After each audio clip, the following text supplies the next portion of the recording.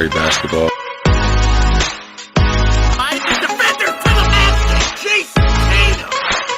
We're covering pre and post game back on this channel.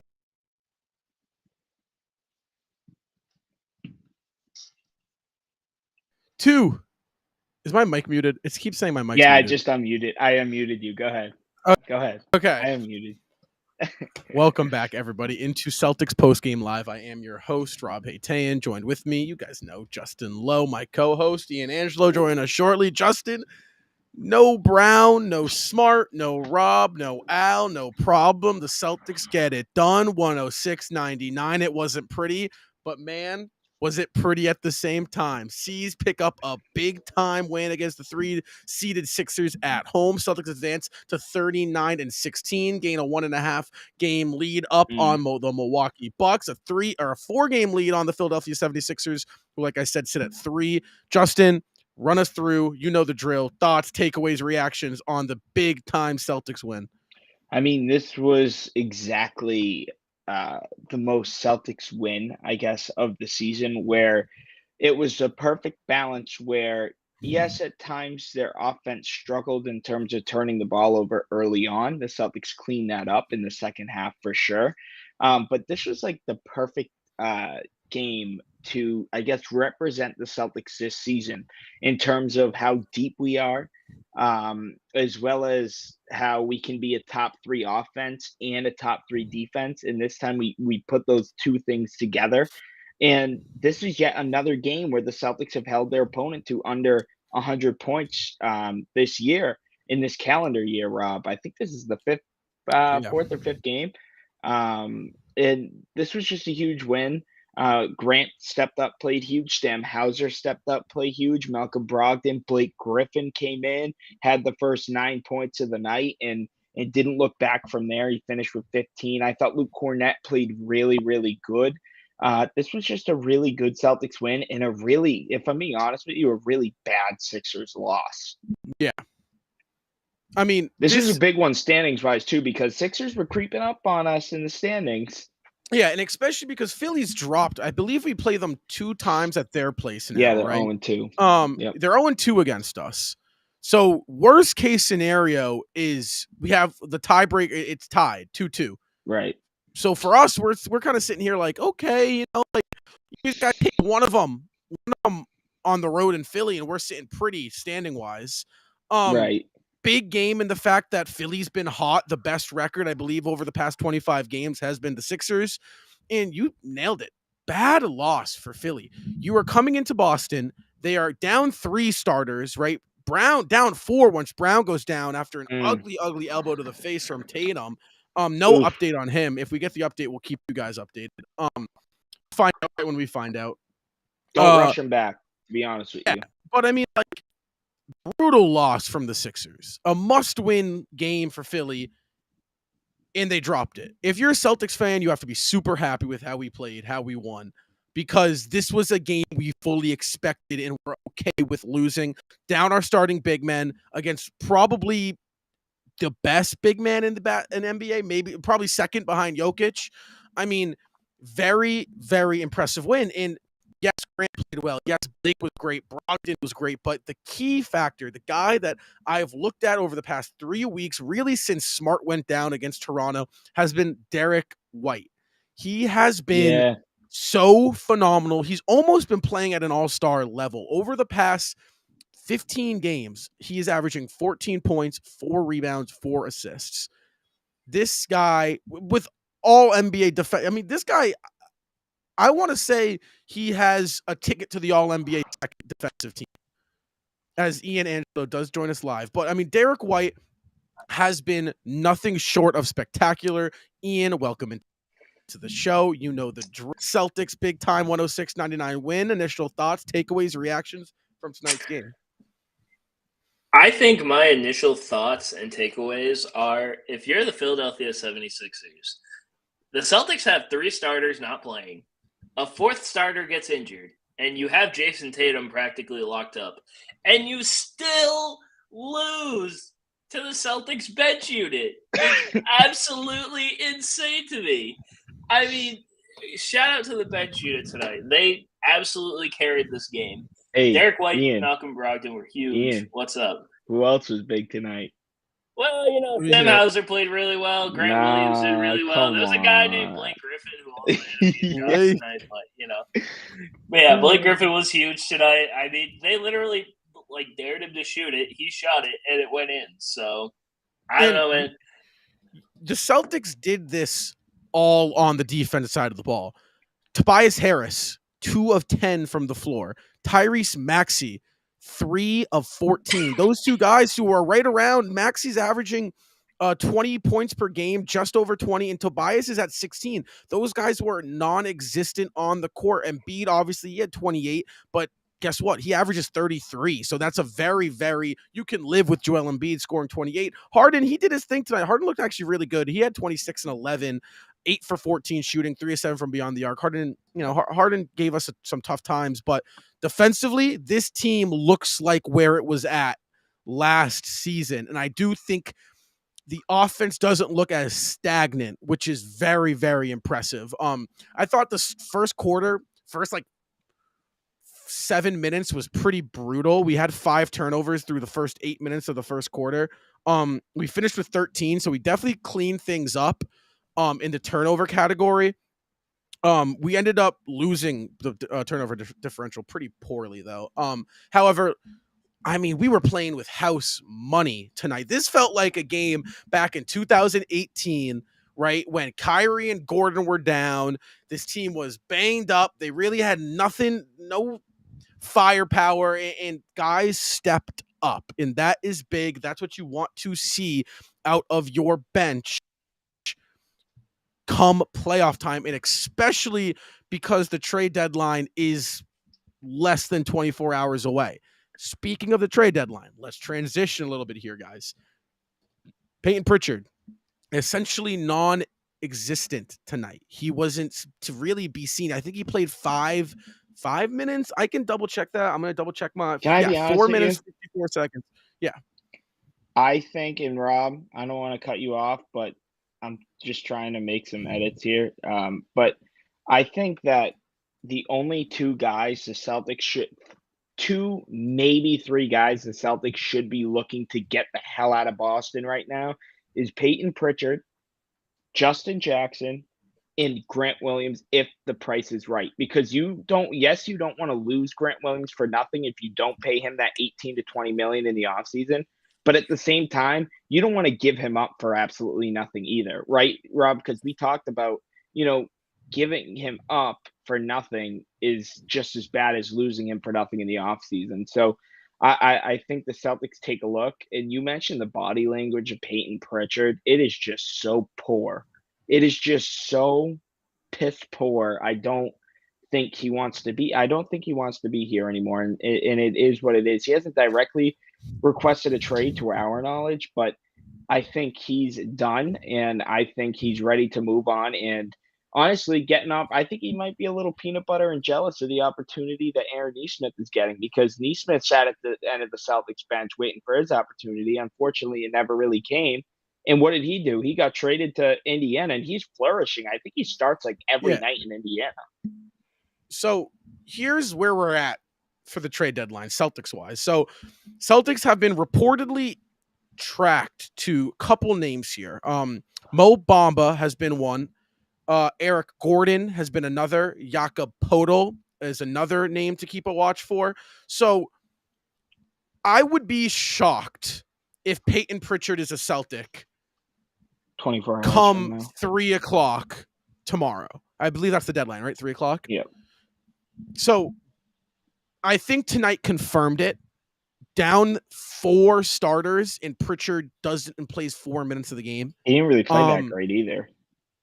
No, his body language was off. I remember there's one fast break opportunity. Derek White was in transition. He was on the opposite side corner. He was calling for the ball. Ball didn't go to him. He kind of throws his hands up and says, screw this. So I don't blame him if I'm Pritchard. And quite frankly, I understand it, right? He's a young guy. You see guys like Cam Thomas, like Jordan Poole, right? These guys are shining in the opportunity. Pritchard kind of got the depth chart. He was a big time part of a good team last year who went to the finals. right? He kind of saying, listen, guys, you're good here. I'm young. You don't really need me. I can go flourish somewhere else. I'm okay with that. But if I'm Brad, I'm shipping Pritchard. I'm shipping Gallinari. I loved the Gallinari signing pre-ACL tear. I think Hauser is really starting to come through this role as the sharpshooter. I don't think there's a need for Gallinari, and we're paying him what, $6 million. I'd ship Gallinari off. So I'm looking at the roster, right? You guys tell me if I'm crazy. But I'm sending Pritchard, Gallinari, in a second round pick over to the Orlando Magic in return for Mo Bamba and Terrence Ross. To be honest, that might be a little overpay for Mo. Mo's not having a great year. But hear me out.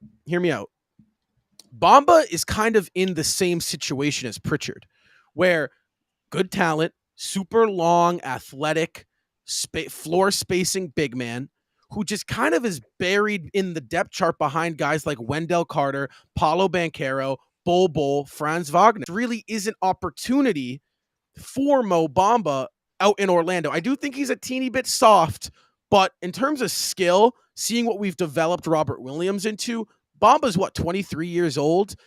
Very good, versatile defender, really can knock down the three ball in the corner. He's really a Luke Cornett with just a lot more speed. Can I tell, like, I know we can't pick and choose, but if we're going for a wing, center, duo, combo, package, I want to look at Jay Rich and Jakob Poeltl. Yeah, that's another one. I would look at Jay Rich and Jakob Poeltl. And it seems as if the Minnesota Timberwolves seem to be selling right now, as they just traded away D'Lo before we get on here. Naz Reid.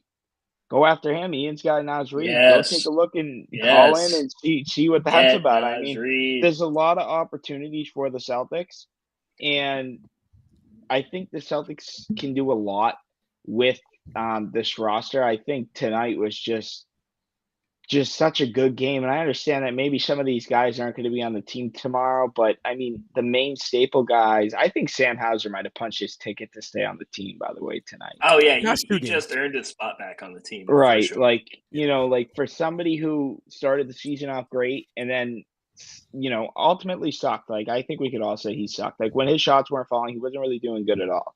And then he actually worked his way out of the rotation. I think there was a 5-game stretch where he had DNPs, coach's decisions.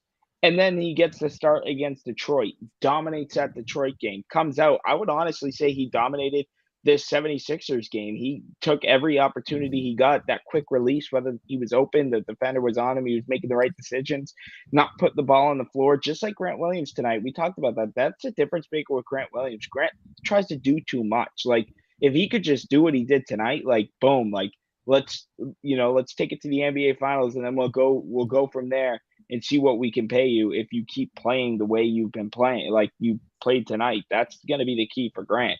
But as far as the trade deadline goes, I'm a little bit confused. Like, I hate games like this before the trade deadline, because it's like you don't want to do anything, but at the same time, it's like this was only one game. You know what I mean? So I don't really know where the Celtics kind of sit 24 hours from now. I mean, we could be talking tomorrow. Maybe we do a little pop-up, deadline special, and the whole roster is different. I really don't know. Yeah, I mean, Yeah. take it away, Ian. I think. Oh, sorry, but yeah, I think when it comes to the roster, this happened. I mean, this is kind of a labored example here, but this happened with the Red Sox last year. The Red Sox, like right before the trade deadline, won like a crazy game, and they won like a crazy win streak, and they thought they could still compete, and they made like some weird trades and stuff. They didn't really know where they were going. I think this is a different scenario because I think the Celtics know exactly what they're doing. Brad Stevens believed in this core at the beginning of the season. I mean, we saw how great this core could be even tonight and in the beginning of the year. So if I'm Brad Stevens, I'm looking at this core and I'm like, okay, this is great, but is there any way that we can patch up any possible holes and any possible, weaknesses that this team may have come playoff time? Also, Yeah. we did lose out on our wish of trading for Cam Reddish, by the way, because he got traded to Portland Yeah, for you Josh Hart. mentioned that, Which is yeah. That was low-key. great That was low-key trade an for overpay New for York. the Trailblazers. Yeah, the Knicks I know the got Blazers a overpaid. great. Yeah, totally. So here's the thing: it's in the Hart Reddish deal. The Knicks are sending the Blazers a lottery protected 2023 first round pick that turns into 4 future first round picks if not conveyed this year. Wow! So the Knicks overpaid it. Wait, so the Knicks gave them a lottery protected 2023 first round pick and Cam in Reddish. that deal. And Cam Reddish. And if that doesn't convey into a lottery pick this year for the Knicks, it turns into No. future second round picks. If it Yes. falls outside of the lottery, because lottery Yes. protect, If it falls yes. outside Yes. of the lottery. So they'll Yes. make the playoffs though. So it'll fall outside of the lottery. Yes, so that means they're going to get 4 future first round picks. Future No, second no. round picks. Second round pick. Okay, Second so round yes, picks. second round picks. Second Yes. round picks. Yeah, but No, I still, think what 4 it's saying second- is 4 second round picks for so for if the Josh Knicks Hart if the and Knicks Cam Reddish. if the Knicks are in the lottery, they get their It first round turns- pick back. The Yes. Portland gets 4 second round picks. If the Knicks are outside the lottery, they get their first round pick. Portland. Yeah, still that's Okay. still nuts. I feel like Yeah. that's still That's like still crazy for a guy that you were for literally Josh Hart. trying to get rid of. I mean, Well, Josh Hart's a great player, but What has I Josh mean- Hart been doing this year? That's my question. Hold on. I don't even know. I think he was injured for the beginning Yeah, of the year. he's think. given up. I mean, wow, he's averaging 8 rebounds a game. He's right, 10, 8, As a and 4. guard. It's not that bad. I mean, that's not bad for a team like the Knicks. The Knicks need a guy like that, so Yeah, so I mean, that's a pretty good move for them. a little overpay. What are you gonna do? Cam Reddish, CV Milachuk, and a future first round protected for Josh Hart. Vic Milachek. Milachek. So 2 Yeah. players and a future first round pick that will most likely turn into 4 second round picks for Josh Hart. That's an overpay. That is a big overpay. I thought the Blazers overpaid trading Josh Hart. I didn't know that was more. I don't know. I don't think Holy I'd shit. give up a first round pick for Josh Hart. I mean, Josh Hart was technically a first round pick. He was like Yeah, a I'd late give up first a round first. pick. So. But I mean, like, all right, we got another one to talk about. The Lakers mid game made That the- was crazy. That came out Dude, of nowhere. I'm sorry. I know I'm a Celtics fan, but I'm also an avid NBA fan. I think the Lakers' last 2 trades are like so good for them. Like they needed a wing. They went out. They got Roy Hachimura. I get I it. think they Not attacked the not wrong best spot. star. I think Really? they attacked the I wrong think they- spot. I think Yeah. they did. I think they did good. I think they got D'Lo. I think he's a major upgrade. They needed a major upgrade at point guard. That rotation of guards with Westbrook, Schroeder, I don't think he's a major. I don't Pat know. Bev. I don't know. Dude, they needed. I think he's scoring better point than guard. Westbrook. I think right I now don't he think D'Lo he's is is. better than Westbrook. No, I don't think he's better Right than now, Westbrook. I look now? at the Right at the now? Lakers. Absolutely not right now. I look at the Lakers and where they stand. Russell Westbrook's averaging 16, 8, and 8 off the bench, giving up Yeah, LeBron but James D'Lo who's was a taking starter, 22 shots. and the Hold Lakers on. needed a starting point I guard. look at the Lakers. I look at the Los Angeles Lakers this season, and I do not point the finger at Russell Westbrook. Is he getting overpaid for his No, production? I'm not saying that. I mean, So it's not if his I'm the fault. No, I'm Lakers, just saying if I'm that the they Lakers, trading Westbrook wasn't the key. The key was getting shooting and defense. They got the shooting, but the defense is still not present. I do mean, I think they Vanderbilt's got now their worse? best defender. No. But do I think they got? I don't think. I still look at that roster, the unavailability that Anthony Davis holds, and really where that team's at. I still don't think they're a top 5 team out west. Well, no, nobody's a top team out west. But if you really think about it, the West is a crapshoot. So if The the top Celtics 5 get teams in the West aren't even top 5 teams in the West. exactly, that's what I was saying. Except for the Western Nuggets. Conference is a crapshoot right now outside of Denver. Phoenix is looking good too recently. Yeah, but like if the Lakers can somehow go on a run, and I mean, I'm not gonna lie to you, D'Lo is a streaky player. D'Lo is. I don't know. think he's gonna fit well with the Lakers, but it was just an awkward trade. I think Minnesota got fleeced. Minnesota got fleeced hard, or no? Utah got fleeced hard. Utah got fleeced How do hard. you- They're not even keeping Westbrook. They're buying him out. They got nothing. that. No, they that's got what I that was Lakers saying. pick. How do you They get got that Lakers pick? I know they got the Lakers pick, but it's top 4 protected. Yeah. Well, but let's hit on Celtics Talk Weekly. Why do we talk about the Lakers? Yeah. So John like I Wall's said- about to get bought out or traded. Holy shit! I'm not surprised by that, to be honest.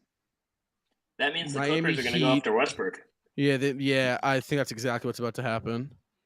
Go back to Washington. All right, well, Why? So they can have a big four of Kuzma, Beal, Westbrook, and so the question is though, is that Porzingis. these are all guards. As great as this is, the Celtics need. I think we need, as much as I'd love a big man, I think we need a three way more than we need a big, because I think we fall apart when Tatum's not on the court. I think Luke Cornett has been solid. Like, I didn't have any complaints about Luke Cornett tonight. I'm not saying he's the answer and like I can like fully rely on him, but I'll tell you right now, compared to last year, we had Ennis Freedom as our backup point guard. I am so much more comfortable with Luke Cornett at our backup. Did I say point guard? I meant center. Yeah. So much more comfortable with Luke Cornett as our backup center than Ennis Freedom. And if you two disagree, if one of you disagrees with that, I don't know what the hell you're watching, because that's I don't know how we could. I mean, anyone's an upgrade from Ennis Freedom, if I'm being in all honesty. I would love to go. I guess Eric Gordon was in the mix. I would like Eric Gordon. I would like Eric Gordon. I would really like Eric Gordon. Is he expensive? He's making $19 million right now. I wouldn't be shocked if he got bought out, though. Yeah, he would be a buyout guy. Yeah, I think. So what is that? So if he got bought out, we could offer him a new contract. Is that what that means? I think we can offer him the minimum, and he can just sign. I mean, the Celtics own the buyout market because they are the team people are going to want to play with. Right. Yeah. They are the title contenders. They play fast. They play hard. The fans are great. Like right now. So it'll be interesting because we have that open roster spot because we dumped what's his name? Vonleh. We dumped Justin Vonleh. Jackson's so we have roster spot. Yeah, so we have some flexibility, and it will be interesting to see if we attack the buyout market or I really would, like I said, I'd be shocked if Pritchard's around. But at the same time, if the market's not right for Pritchard, I would keep him. You're no rush just to dump Pritchard. He can always, like when Smart goes down, Pritchard can always step up as that third point guard off the bench, or vice versa, Brogdon or White. So, I wouldn't trade Pritchard just to trade Pritchard. Neither would I trade Grant just to trade Grant. I was texting Justin about this. Yeah, but Grant, I think still needs to find his way role. More valuable than Peyton Pritchard. Yeah, I agree. I think Grant played his role tonight. When Grant Williams plays his role properly, you get the 14 points, 8 rebounds, 5 assists type of games from Grant Williams. Right. He did that just tonight, so I'm very positive going into the deadline. But I don't know. Like, I think. I do think the Celtics go for someone that we aren't hearing, because if you remember last deadline, it was Jerami Grant was a big one. Terrence Ross was a big name we were hearing, and then one more guy. I can't remember who the last guy is. And then Derek White popped up, and I was like, "Whoa, Derek White! I have not heard Derek White." So I got a feeling that come 245. You're going to see a trade pop up that's sending Pritchard and a second-round pick over for, God knows who. I'm saying Naz Reid's the guy. Naz Reid's the guy. God. Yeah, Daniel I would Tyson's love going to make Naz his Reid. way back on this team. I bet you. I swear to God, they're going to go to the Pacers. They're going to be like, hey, can we have Daniel Tice for like a second-round pick? And they're just going to be like, sure. Take him. That'd be great. Bro, if the Celtics can't win a championship without Daniel Tice being on the roster, that just doesn't even feel right. You need Daniel Tice to win a championship with the team.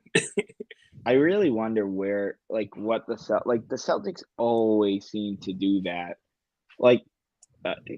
We hear these names and we hear how close we are to getting these names, and then all of a sudden it's like the total opposite. Well, I don't know, because Brad has shown he's willing to spend. Brad will send his picks for money or for good players. But we say this every time. We say this on the podcast too. Like, the first round picks when you're winning a championship don't matter. When you're in win now mode, they essentially don't really hold much value. Like this year, did the Celtics even have a first round pick this year? Because no, they traded it for Brogdon. Is that? Oh, they did. Okay. Yeah. I mean, The picks, I'm not concerned about the picks right now. When you're in win now mode, that should be kind of the last thing you're concerned about. You all obviously don't want to overload your picks and give them away for nothing. But at the same time, like, you shouldn't be too hesitant to throw a pick in. And we saw that last year when we got Derek White, and we saw that again this year when we got Malcolm Brogdon. Yeah, that 2027 pick swap's looking really it's down bad right now. What is that? That was the Derek White trade. That was Jay Rich Langford in the 2027 first round pick swap. Yeah, but what does a pick swap do? So if the Celtics have a higher pick than the Spurs can swap picks with the Celtics. Oh. Okay. So here's my question, though. We haven't seen the Celtics team fully. Derek White's supposed to be our bench piece, and he started all but 8 games this year, I believe. So, like, we haven't seen this team healthy. Is the move necessary, do you think? Can this team win the finals without making a trade at the deadline? Yes and no. I think, like, the Celtics, I think it's all about consistency. Like, we need to see this bench unit do this more and more. And we've seen this at spurts this season, but we've seen times where, Sam Hauser, Grant Williams, we know what we can get out of those guys. It's just how consistent can we get these types of performances, right? We're now seeing Derek White starting to be more and more consistent as he's getting more and more comfortable. I think this was Malcolm Brogdon's, 16th game, scoring 10 or more points off the bench for the Celtics, I think Mike Gorman said. So it's all about getting these guys more and more comfortable, I think. I think that's going to be the key. Yeah, I think it's going to be huge for that because if I'm being 100% honest, I'm not really hugely concerned about the depth right now. Maybe it's, recency bias because we just saw that game, but we have seen the potential. And I think the Celtics don't have to make a trade. I think they're going to go for the buyout market. It wouldn't shock me if they don't make a trade by the end of the day tomorrow and they just go after the buyout market. Because when's the buyout market? I think the buyout market ends. It's like right after the deadline. Isn't it right after the deadline? Yeah, it's like it's like a week or so after or something. But okay. Regardless of that, I mean, the Celtics are, like Rob said earlier, the Celtics are basically had the pick of the litter when it comes to the buyout market because every player on the buyout market wants to win a championship. So, I mean, if you're the Celtics, you can basically patch any possible holes that you think you have with basically anybody in the buyout market who's a serviceable player. Yeah, I mean, it's just like you haven't seen. So, like, yes, has our bench been shaky this season? Totally. But have we seen our bench really be our bench? No. So it's like I would love to wake up tomorrow and see Peyton Pritchard traded for a big or a wing. I think that betters our chance at winning the NBA Finals. I'm low-key I do think there's Vanderbilt got traded though. Yeah, I know. I would have liked Vanderbilt, but I do think there's a part of me that's sitting here and thinking, listen, this team's been together for a while. You don't have to shake up the room. Leave the locker room as it is. Roll with this squad. Hope they're healthy. And if they're healthy, you're probably winning the NBA championship. But at the same time, you can't bank on health. Robert Williams has been shaky. Smarts has an injury-ridden. Like, even Brown, I mean, don't get me wrong. I love Jaylen Brown, but I don't think he's played more than 70 games once in his career. So it's like, these guys got injury habits. So I that's kind of where I'm at right now because something tells me we won't be completely healthy come playoff time. And I'm sorry, I just got to address some of these comments. I'm seeing a comment. I just have to address this one. What's your opinion on the Brown for KD rumors? They're not rumors. Not Pull the trigger. Pull the trigger. It's gonna happen. Not true. Fake news. Don't read into it. Brown is not going anywhere. Kevin Durant isn't going anywhere either. So yeah, that's that. Mo Bamba is, like we were talking about him earlier. Mo Bamba is a guy that we're all looking forward, I think, to potentially seeing the Celtics go after. I feel like you could develop Mo Bamba into somebody with this, because you were able to develop Robert Williams, and Robert Williams kind of had a similar game as Bamba without the 3-point shooting. Mo Bamba can shoot, can he? He can. Yes, and Al is on his last. Al's got another year after this, probably. I mean, even still, he's showing his age. I love Al, right? But a Mo Bamba addition could essentially replace Al Horford when it's all said and done. He kind of he shoots as well as Al, right? Because he's a good shooter, good rebounder, good shot blocker. He's not a good pass. Al's a pretty damn good passer for a big man. I think Al has over that over Mo. And Bro, but I Mo mean, like, Bamba. the guy's got potential. Like, I think I would much rather have Mo Bamba on my roster than Peyton Pritchard, and I wouldn't think twice about it. Just guess Mo Bamba's 3-point percentage right now. Career or this 38. year? Right now, this season. I think 41. 38. 39.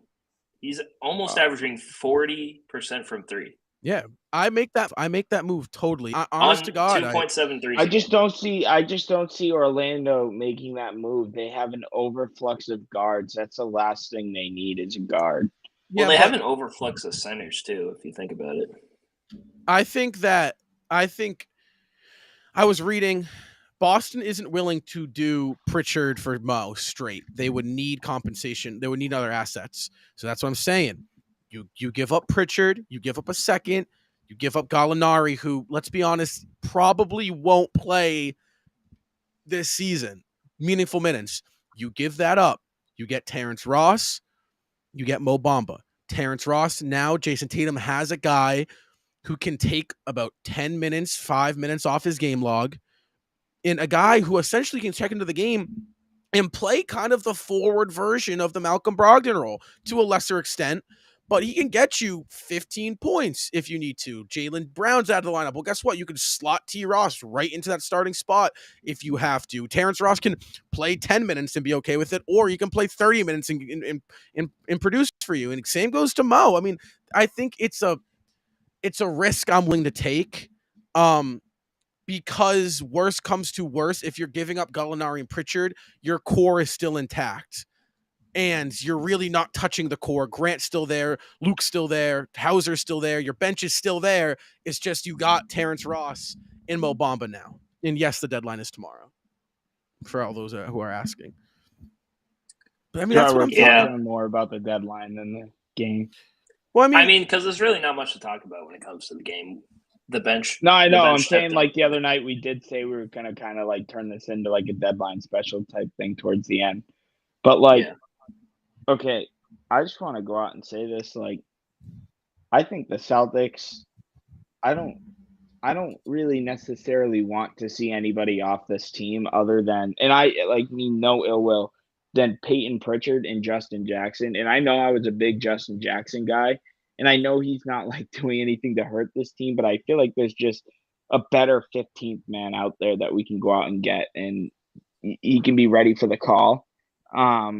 Also, like, Peyton Pritchard, like, Rob mentioned it earlier in the show, and he mentioned it to me, like, texting today. Like, you figured that tonight was, like, Pritchard's last kind of opportunity, right? Like, it felt like this was his last game. It felt like it, and it felt like he knew it was his last game, and that's why he went out there with the body language of just sluggish, which isn't a good look because, like, we're not just going to give you away. We're going to want to get something somewhat valuable, someone who can step up in return, and I feel like that just hurts his draft stock, his trade stock, even though he only played, 5 minutes? I think they were the worst 5 minutes he's played all season. So, it'll be interesting. Update on the Jaylen Brown injury here. Malcolm Brogdon says Jaylen Brown was quite in a lot of pain when he left, and he quotes, "We'll pray for him." Don't really know. I saw the play. It looks like he got elbowed by Tatum right here. Yeah, he got elbowed in the cheek, like right above his eye. So maybe you'll see a mask on him. Mask Jaylen Brown. Ooh. But I mean, we'll see. I don't know. Prayers up to him though. Hopefully and he is. Josh Hart found out he was traded during warmups. I know the team circled around him. That happened against that happened when he was on the Pelicans too. Not like directly in warmups, but game day. And he watched the Pelicans game. He like wore his jersey and he watched the Pelicans game on the sideline. Oh yeah. Damn. Oh wait, now I do remember that. Yeah. Damn. Lakers tickets last night were going for $92,000. Bro, imagine he didn't break the record that night. That's what I'm saying. Imagine he got that would like have been hilarious. Imagine he got 35 points and he needed 36. That would suck. It also would have sucked if he got the record on a free throw. I think that would have been like the most boring way to get it. Well, no, I he said knew- that I was the mean, only thing he didn't want to do. Once I He saw said he him didn't walk want in to with hit it on that a free throw. suit, I mean, the suit, the headband, the family being there, Kareem being there, you just kind of knew, like, Braun, if he wants to get 36, he'll get you 36, and that's what he did. Oh, He kind of ran out of gas at the end too. I just found Yeah, it funny that I they mean- still lost. How about Anthony Davis, though? What was up with that? He didn't even congratulate. He sat on the bench, didn't stand up, didn't do anything. In the post-game interview, he Trade was, Peyton Pritchard for Anthony Davis straight up. I don't know, something. I don't know. That's a bad look. When your teammate who you won an NBA ring with, a title with, a championship with, breaks the all-time. I mean, this is history. All-time. This is a record that no one thought would be touched. He breaks essentially probably the second hardest record I'd say to break in the NBA. Probably Wilt's 100-point would be crazier, but that's a single game. That doesn't have as much meaning as this LeBron James record. When someone breaks that record and you don't stand up and congratulate them, a guy you've known personally very well for a long time, I don't know. Something was off. Something was off with Anthony Davis last night.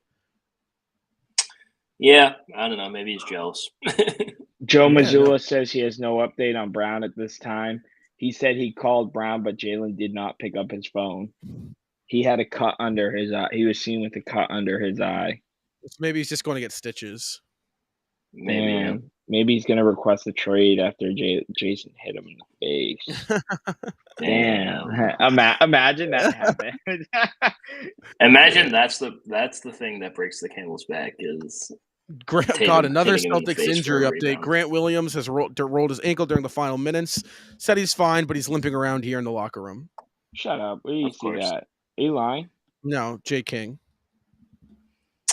Of 2 course. minutes ago. It's all right. At least we got the Hornets. The Bulls are interested in Russell Westbrook if bought out. Same with the Heat and the. Honestly, I wouldn't be shocked if we sat everyone against the Hornets.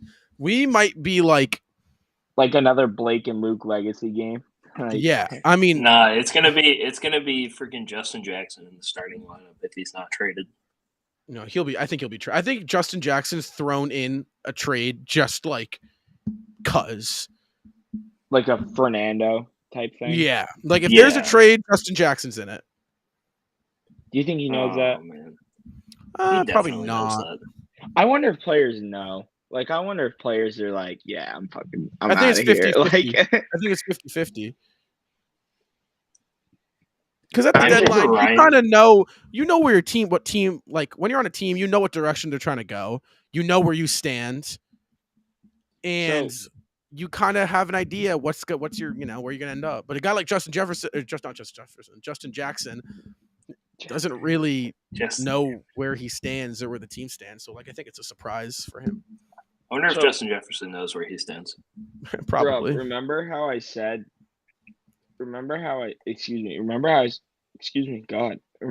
wanted 40 wins before the All-Star break? Yeah, We have well, 39 wins, and we still have 4 games left. Well, we're about to hit the 40. What's the saying? The 40 before 40-20? 40-20 mark. 40-20 40-20 mark. mark. Yeah, You get 40 before 20. first team that hits 40-20 normally wins the championship. What's 40-20? 40 wins and 20 losses. 40 wins wins, before 20 20. losses. Yeah, if you hit 40 wins before 20 losses. Why have I never heard that? Is that really a saying? Do people say that? Dan It's- Greenberg's been talking about it for Greenberg's been ever. big on Like- Twitter. It's been Greenberg's thing. So apparently we I play love Greenberg Memphis. on Twitter. He's so funny. We play Memphis and then Memphis 2:00 on Sunday, ABC, and then at Milwaukee Super Bowl Sunday. on Tuesday on TNT. I want Boston to be as healthy as they can be on Tuesday going into that game. Wait, More than anything. we play We play Memphis at home 2:00 on and then Sunday. on Sunday, and then on Tuesday at Milwaukee on TNT. All right, so can we talk about something real quick, guys? That Milwaukee game's huge. First of all, huge. I feel like they always give us Milwaukee right before the All-Star break. That But in Detroit. so let's talk about We this. right? do play Detroit right before we played Detroit on a back-to-back right after Milwaukee, by the way. Boston's record versus the top 5 teams in the East. 1-0 against Milwaukee, 2-0 against Philly, 0-2 against Cleveland, and 2-0 against Brooklyn. So one team, we've lost to one team, Cleveland. And they were both overtime games. And they were both overtime games. We haven't lost to Brooklyn yet. We haven't lost to Philly, and we have not lost to Milwaukee. That's something you have to look at and be very, very, very, very, very happy with. Mind you, we haven't played in Philly or in Milwaukee yet. That's the big test, I think. Once you see us, I think if we steal a game in Philly and Milwaukee, I'll be very, very comfortable entering the playoffs. But, I mean, what else more can you ask for? We haven't played great. We haven't played great the past 25 games. We've been really banged up. No Smart, no Brown at times, no Rob. No I mean, Horford, we're in and no out, Rob. right? We have been really, really shaky, and we still hold on to the league's best record. That's just the testament to how good this team is. Just looking at the standings, and I know we still have a long way to go. By the way, oh my God, that's right. Kyrie's making his debut tonight. Yeah, the Mavs. Yeah, Reggie Bullock went 5 for 6 in the first quarter. Yeah, Kyrie's got 13. Wait, how come Luka hasn't been playing? He's injured. He hurt his ankle. Oh, really? Damn, and they're still smoking the Clippers. Well, Kawhi has gone 0-4. He hasn't scored yet. Kawhi and Paul George. Okay, but so I said this to you before, Rob, and I still stand by it. The Clippers have not and will continue to not. They're not building a winning culture, right? Like they rest guys. Like they are not good of a team to be resting guys, especially this early in the season. Like Paul George and Kawhi Leonard will rest, and then they'll have John Wall rest. It's like they need to be playing games. They need to be playing with each other. They need to be getting experience with each other, and they just haven't been doing that. It's not working. I honestly think the Clippers, and I might get hate if I say this, I think they're the most overrated team in basketball. 100% the most overrated team in basketball. Every single person in the media says, Denver is the far runaway Western Conference champion, if without a healthy Clippers. How can you even say that? The Clippers have never been healthy. Yeah. And the only time they've been healthy, they've choked in the playoffs. So, honest and truthfully, I think the Clippers are the most overrated team in basketball because people think they're good, but overall, they don't play like they're just like the Lakers. It's just like the Lakers. The Lakers are worse though. I feel like the Lakers are worse on paper than the Clippers. The Clippers were supposed to be the super team. It was the same thing. I completely agree. It was the same thing we saw with the Brooklyn Nets last year against us. It was the 7 seed versus the 2 seed. Just the media was saying, "Oh, but Kyrie, KD, transcendent talents." Sure, but what have they won together? And look how they've been playing entering the playoffs. You have to look. You can't just look at, and I think that's what really. I think you see that a lot in ESPN, and even today. I was watching the pregame show, in ESPN, and Richard Jefferson. They were talking about Embiid and Harden or Brown and Tatum. Who are you taking? And they other than what's her name? The girl. I don't know what the girl's name is. Not Malik Andrews. The other one. Shanae. Yeah, Shanae was the only one to say Brown and Tatum.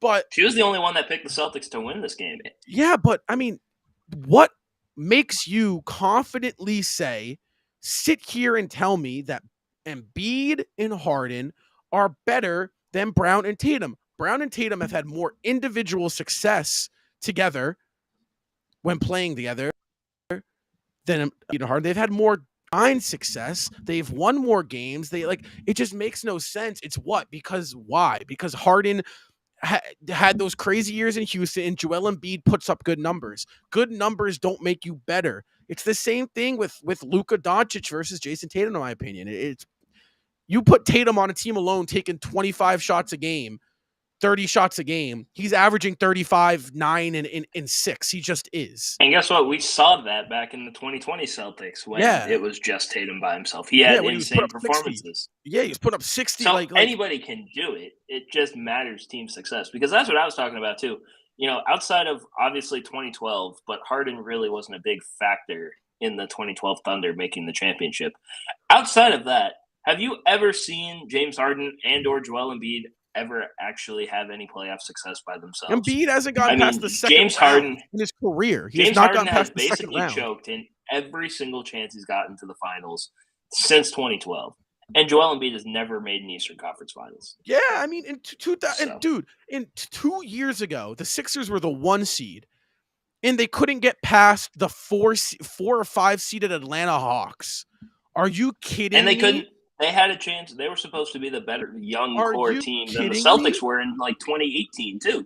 You And definitely a you million% had a chance to win that series. You look at Philly.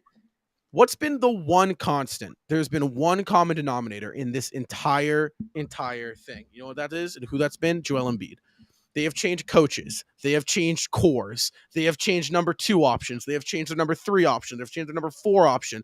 We've seen Doc. We've seen Brett Brown. We've seen PJ Tucker. We've seen Tobias Harris. We've seen Jimmy Butler. We have seen Dario Tyrese Saric. Maxey. We've seen Robert Covington.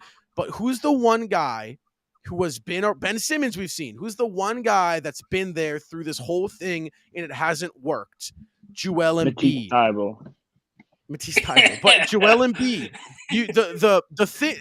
It's very thin for everyone else, right? If this was Giannis, if Giannis hasn't gone past the second round, are you kidding me? Are you kidding me? And Joel Embiid is now in almost his 9th season.